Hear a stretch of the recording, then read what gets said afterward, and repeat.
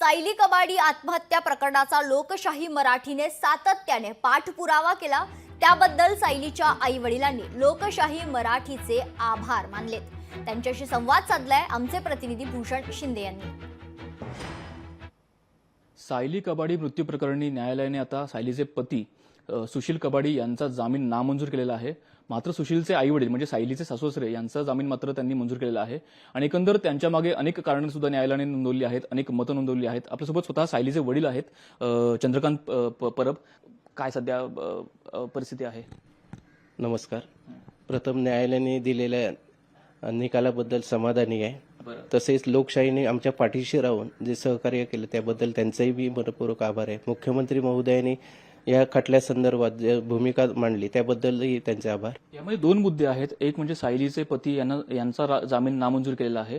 त्यामध्ये न्यायालयाने असं नोंदवलं आहे की सायलीचा मृत्यू जो झाला तो संशयास्पद आहे आणि एकंदर तिच्या शरीरावरती तिच्या छातीवरती कठोर अशा वस्तूने प्रहार केला किंवा मारलं त्याने, त्यामुळे हा मृत्यू झाला असावा अशा प्रकारे एकंदर मत नोंदवलं आहे। कसं पाहता या खटल्याकडे? योग्य दिशेने खटला आहे का? जे जखमा झालेले त्या मारझोड केल्यामुळे जखमा झालेले याची पूर्ण खात्री न्यायालयाने मिळाल्यामुळे पुढचं त्यांना जे ह्यांना नामंजूर केलेलं आहे तर यामुळेच केलेलं आहे आणि ह्या गोष्टीमुळे त्यांना जो या ठिकाणी दोषी आहे त्याला कठोर शिक्षा व्हायलाच पाहिजे असे आमचे प्रामाणिक मत आहे आणि पुढील चौकशी न्यायालय योग्य प्रकारे करेल आणि दोषींना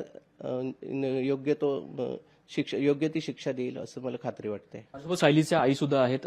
आई, काय सांगाल? 2 महिने आता उलटत आलेले आहेत। सायलीची उणीव भासते का? 2 महिने झाले।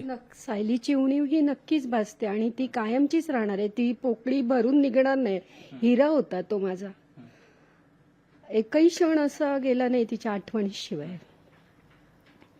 सतत आठवण येते। दिसायला सुंदर होती, सगळ्यात ती हुशार होती आणि एवढं शिक्षण घेऊन तिला गर्व नव्हता। सगळ्यांशी मिळून मिसळून वागणं। तुमच्या नातवंडांना आमच्या माध्यमातून काय सांगाल?